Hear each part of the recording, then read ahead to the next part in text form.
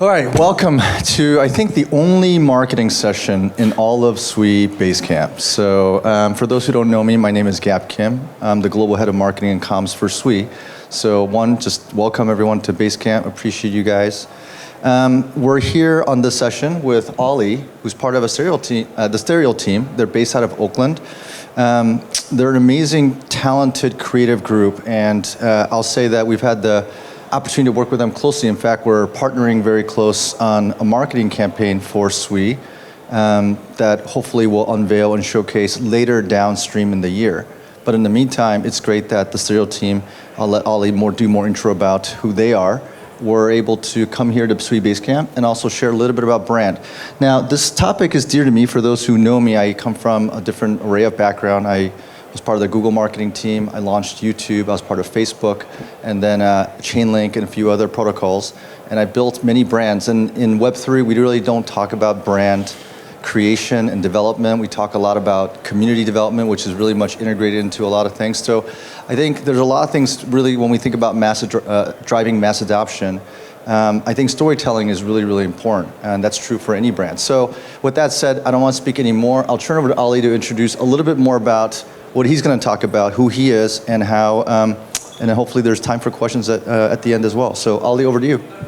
Thank you very much. Can I take the microphone actually? I'd rather... You'd rather do this? Do it. Yeah, thank you. Yeah, thank you. Hi everyone. So title of my talk, tried to put a bit of clickbait in here. A rubber shoe has more brand equity than your protocol. What can you do about it? So thanks very much for coming. Really excited to be talking to you guys today. A little bit about me and a little bit about Stereo. So we're a creative agency based out of San Francisco and London. We specialize in helping brands elevate into culture and grow by understanding things like values, symbols, and norms. I'm going to talk a little bit about how we do that with a couple of other brands that we work with today. So more specifically, taking the clickbait away from the title, what we really want to talk about is how brands can grow with authenticity and what Web3 projects can learn from them. I think it's really interesting when you look at the Web3 space and you look at lifestyle brands and other brands around the world, there's actually a lot of commonalities in how they go to market. Thinking about things like identity, thinking about community, thinking about what we believe in and what we value. Web3 world actually understands this quite well, but I think it's quite interesting to look outside as well and see if we can learn something. And maybe I'll do a presentation to some of our clients about what they can learn from Web3 as well. So first of all, show of hands, does anyone own a pair of these? It's a safe space, by the way, don't worry, you're allowed to. And again, second question, for those who own a pair, what do they mean to you? What do they represent? Why did you buy them? Say again? Comfort, yeah, very good. Childhood, that's interesting, okay. Yeah, so I think there's a couple of things. There's definitely the function aspect, there's the comfort, but there's also something deeper, and I think the childhood thing is very interesting. I think it's identity for me. And when you wear a pair of Crocs, it says something about you, and that's because of what they've done with their brand. And so what I'm going to do is I'm going to unpack a framework for Crocs and one other brand as well, which I'll talk about, which has a few steps to it, which you guys can hopefully use for your brands as well. And so I'm going to start with the end, and then unpack this a little bit more. So the first step in this is to understand and build for your core audience. Who are those people at the heart? And take note of them and understand what matters to them. So then find others who value the same things, who understand that and what they value. Then define the values, and values are really at the heart of this and building a brand. And then the norms or behaviors and the symbols that go with that. And then finally, you can scale by connecting with culture. So back to Crocs. What's interesting is if you look at this logo, back a slide, there's a crocodile on the left-hand side there. So Crocs, people obviously don't realize actually Crocs is about crocodiles originally, as in they are as good on land as they are on water. So Crocs actually started as a boating shoe, and they were launched in Florida. And the thing that people said at this Florida boating show was, my God, that thing's ugly. And then they said, well, no, just try it on, have a go. And then as people wore them and used them, they were like, okay, actually, this is really, really impressive. It really works very, very well. So at first, it was actually a utility purchase. Water-friendly, easy to clean. You could slide it on. It was lightweight. It didn't slip on the boat, which was really useful. Also, a very affordable price point. So their first community that they marketed to was the boating community. And they understood what mattered to them was these things that are listed on the left-hand side here. And so then they needed to find more to keep growing. So what were the common needs and drivers that they could then find different audiences for? The first was the medical community. Why do docs buy Crocs? It's easy to get the blood off, and other bodily fluids, by the way. And you can see here, there's obviously other aspects to this too. Again, being on your feet for a long time, that comfort aspect is really important. And there's a little bit of joy going on in this photo, and you'll see that as a theme that comes out. The next one was the kitchen, the cookery community, chefs. Why kitchen pros wear clogs and would dump their boyfriends for a good pair. So again, it's comfortable to stand on for a long time. It's practical, it's easy to use, it's clean, etc. Then the gardening community, again, easy to clean, easy to stand on for a long time. It's affordable, you can have lots of them. And again, that joy aspect coming through in all the photos that kind of get shared with the product. And so how did Crocs activate? Well, they connected really well and continue to do this to this day with the different audiences that they're trying to reach, whether it's Nantucket Regatta sponsoring that, whether it's during COVID-19, sharing free pairs for healthcare workers, so doing a good cause there, working with celebrities in the chef community like Mario Batali, who became famous for these orange clogs, or more recently in the gardening community, Meghan Markle, she's just launched a new thing on Netflix, so she's been featured wearing these Crocs as well. But what's really interesting, actually, is going beyond that and how Crocs really cross the chasm. So they have these sub-niches, these subcultures that they've marketed towards. But what they've done really well is understand the values at the core of their brand to be able to go further. And that emotional value that kind of united everything was this idea that ugly can be beautiful.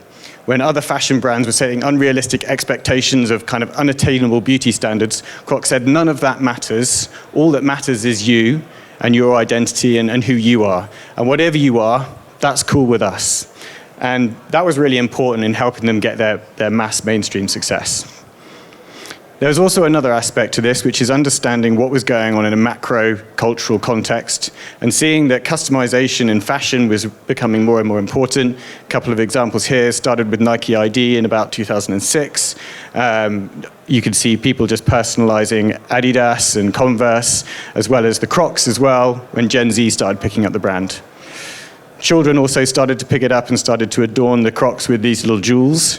And there was actually a couple of parents who started the Jibbitz company, which Crocs saw as an opportunity, and bought them for $10 million, and then incorporated that into the brand. And now that's a central part of their brand, which is a symbol for self-expression. And so they then codified this in a few different ways in terms of values, norms, and symbols, which is kind of the central framework of culture. So we think about the values, which is this joy in ugliness, this being self-expressive, using norms like an ironic take on fashion and pushing back on traditional fashion conventions.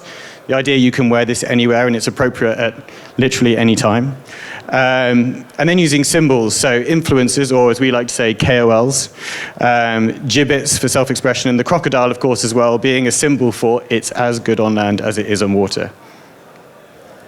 And so when they understood this, they used this to keep scaling. So now they're getting big time. They're working with the likes of Justin Bieber, but doing this in a really authentic way, in a collaborative way, and getting endorsement in that sense.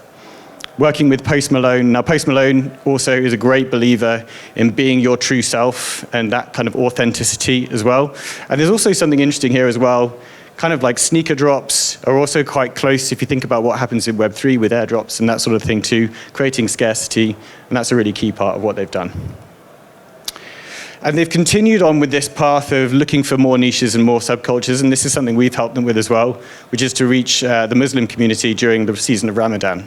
So we've been doing this campaign for 4 years now. It's called Share the Joy. And what we've done is work with an organization called the Muslim Sisterhood to try and create authentic moments for the brand to show up and become the #1 shoe gift during the season of Eid, and kind of connect the brand through what the brand stands for in terms of values, this idea of joy, but also the importance of joy in that season as well. So that's a story about Crocs, going from product first and kind of a utility sell, and moving to much more of a cultural sell and an emotion first story. The next one I'm going to talk to you about is how a brand goes from a local culture to a global culture. Okay, show of hands, does anyone know what brand this might be? Okay, I'll give you a clue. So that photo is the oldest photo. This one is the oldest photo of Arsenal Football Club, founded in 1895. Now today, a huge fandom. But obviously, all brands start small. And so this is a little bit of a story about what Arsenal do to grow and attract their fandom. So using the same framework, starting with the local community and what they stand for, Arsenal have always understood what matters to them and their values. And so it's a slightly different approach in terms of they've built this from the heart, from the start. So highly tactical types of play, very strategic, but also progressive values in this diverse heritage as well.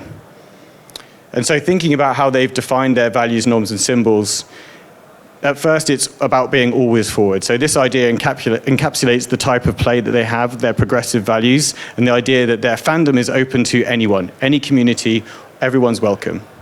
In terms of norms, they've done some really interesting things, which I'll talk about in a second, in terms of moving difficult issues and local communities forward, and also championing the change makers who've made that possible. And then from a brand perspective, in a design sense, using symbols like the use of red, which is central to what they do, the bolt line, which I'll show you in a second, and then the Gunners logo as well. But also a symbol can come in the form of place as well, and that's the North London roots that they're from. So how do they find others and extend their fandom thinking about these values? One of the things they've done of many is to launch a pre-match jersey celebrating Jamaican fans and use Jamaican people from the local community to help celebrate that and have events and that sort of thing to welcome them.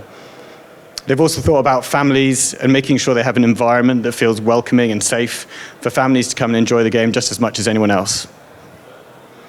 They've done a huge amount for the women's game, and Arsenal have really been big drivers of elevating women's sport, women's football, and it's been very powerful. And this example is with their victory over Chelsea.